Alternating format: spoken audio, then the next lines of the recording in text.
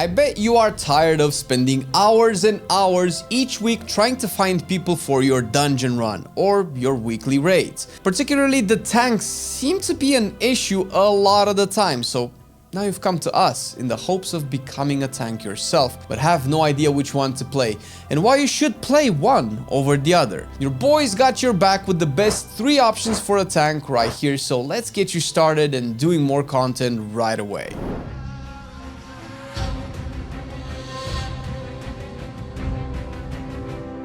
The undisputed king of what it means to take it to the face in a video game has to be the warrior, particularly the protection warrior. It just so happens that protection warrior is also the best tank this season, especially for Mythic Plus, which ends up being a more difficult content to tackle than raiding. But why prot warrior for beginners? A few reasons actually, and the biggest one is that it's easy to get into. Prot Warrior is the most straightforward tank since all of its abilities and passives are very intuitive. You understand what it means to block damage, of course. And if you read your shield block ability, you understand that while it is up, you block all of the attacks. And when you block, you reduce the damage of the attacks by a certain amount, based on your shield.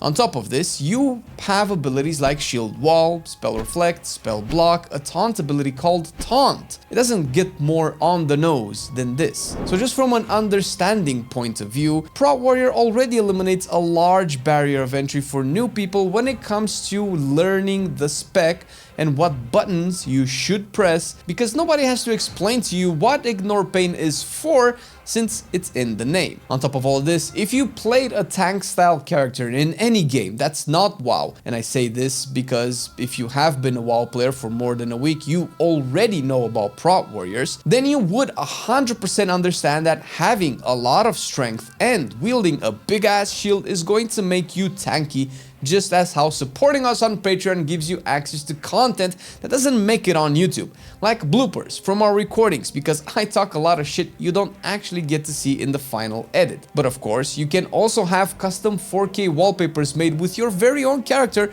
early access to content, and our undying gratitude since Patreon does a lot in helping us make our content a reality.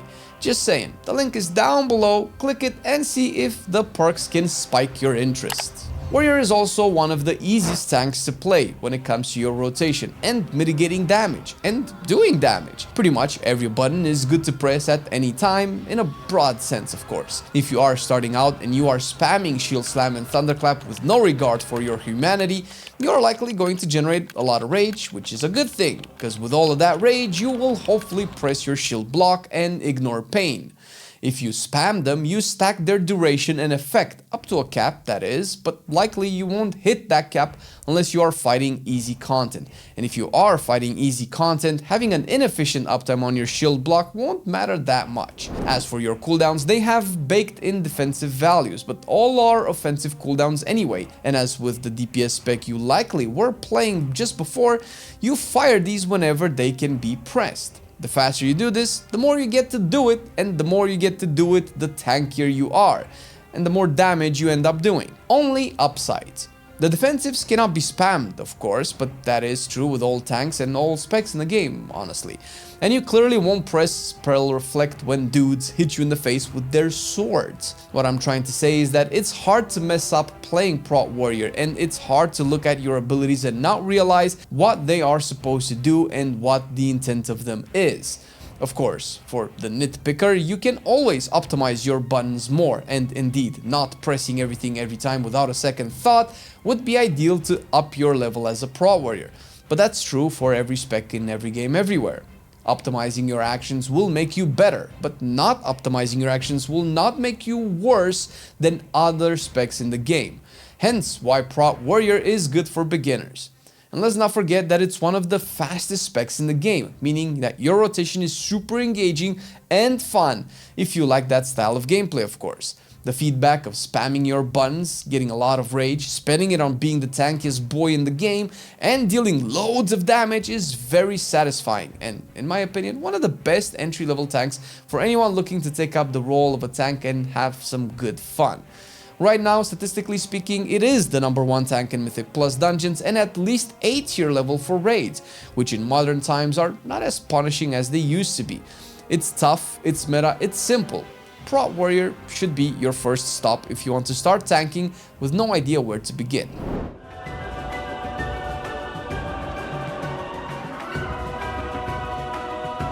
But maybe you want a better tank in raids and almost just as good in mythic dungeons. Bear, or Guardian Druid, would be the second best option for a lot of the same reasons that warriors are. It is a very close contender for the #1 tank spot, it is incredibly tanky and does a lot of damage. Out of all of the tanks, you will have the most amount of armor on a bear, meaning that passively, the damage you take will just be way lower than everyone else's. It's also simpler than warrior, if you can imagine. You have Iron Fur as your mitigation that also costs rage and the occasional frenzied regeneration to heal you for the damage you took. These are slightly easier to use than the warrior counterparts, first of all since your Iron Furs can stack indefinitely, although you won't actually reach that cap that easily, and as long as you have rage, you are never wrong to spam the ability if your goal is to survive. Second, Frenzy Regen has a cooldown and heals over the course of a few seconds, making sense not to spam it to avoid wasting the heal from the previous one. Similar to Warrior and all specs in the game, of course, there are ways to play better without spamming, but saying that to someone that is just starting out is a bit redundant since it's not the point of the discussion. Bear also has Bark Skin, the crowned best defensive in the game overall. It has an incredible short cooldown of 34 seconds with 30% damage reduction, or if you swap some talents around, it can be a 45-second cooldown with 40% damage reduction that lasts for 2 seconds longer. No other tank has access to a defensive cooldown as strong as this one this often. Bear is also arguably easier to play than Warrior, so much so that a lot of people don't like the spec for that reason, while others like it for that reason. Simple versus complex is an individual thing, and I don't know what you like, but I can tell you why simple is good in this context, especially if you are a new tank. Having fewer things to think about, whether it is about your utility or your rotation, will free up brain space to learn external things like dungeon mechanics, casts to kick, frontals to position, packs to pull, taunt swaps to do in raids on bosses like Sikrin. And once you learn all of the external stuff and still feel like Bear isn't fun, cool and furry anymore, you can hop on another tank.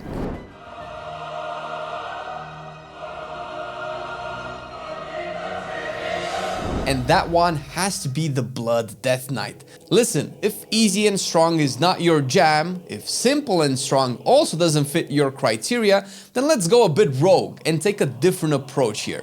Blood Death Knight is the most unique tank since you are almost 100% self-reliant. Through the sheer design of your mitigation, Death Strike particularly, you will be healing almost all of the damage you take. I keep saying almost a bunch of times because in reality, if the healer never heals you and you know what you are doing, you won't die. But there will always be niche situations, exceptions, where you cannot go in blind, expect the healer to remove you from their frames and still be fine. But in the grand scheme of things, as a Blood Death Knight, you will likely be the last one to die in a party of people, or sometimes never die at all. It also plays a bit differently than the other tanks, almost like a DPS spec. The main tank thing you will likely want to do is to make sure you have bone shields up, which takes very little effort to do. There are multiple spells and mechanics that consume and regenerate shields, and usually with one Marrow Rend during your Dancing Rune weapon window, you get a full load of bone shields to last you for quite a bit. You definitely press Marrow Rend way less than any other tank's mitigation ability. You'll be pressing your Death Strike way more than any other tank's mitigation ability instead though. Your Death Strike is the only resource consumer you have, so it's kind of hard to mess it up. But not as hard as the other two, where with Bear and Warrior you can afford to spam your rage consumers more. With Blood, you might want to be a bit more conservative. You won't want to cap on your runic power, of course, but you don't want to spam your Death Strike just because you have runic power. The way this works is it calculates the damage you took in the last 5 seconds as you press it, and then heals you for a very high chunk of it. After that, if you press it again, it will be very weak. until you take a new batch of damage that will be calculated into your next death strike. The game tells you this already, so you know, on the personal resource display or through WeCars if you are a user. The fun part of Blood is always having runic power for a death strike, and then whatever damage you take, so long as it doesn't outright kill you, you can heal it by just pressing death strike shortly after getting hit. And this is the tanking part of it. You also have Grips, which is a unique Death Knight ability where you pull mobs towards you. This means killing adds in a raid or big dungeon packs will be way easier when there are those caster mobs that just never move unless you move them. Blood also has Gorfiend's Grasp, which is a strictly Blood Death Knight ability where you grab everything into a neat little pile. This is a bit more niche and used with purpose in content since it takes a talent point away from some power you might need as a tank, but it will be something people will want you in their group for. Overall, the rotation and toolkit is fun, albeit a bit more engaging than the other tanks, while the self-sustain just gives you a feeling of relaxation and badassery from knowing that you don't really care how good your healer is as long as he or she doesn't let the other people die. In today's world of taking forever to find groups for dungeons and raids, being a tank is the easiest solution of simply playing way more WoW than as a DPS player, which is a plus in and of itself. Changing mains, however, is always a choice you need to think through. Sometimes it's good to do, sometimes it's not, and we have a video about it here where I talk about my personal experience of changing mains as a Mythic Raider and what you need to consider when doing it.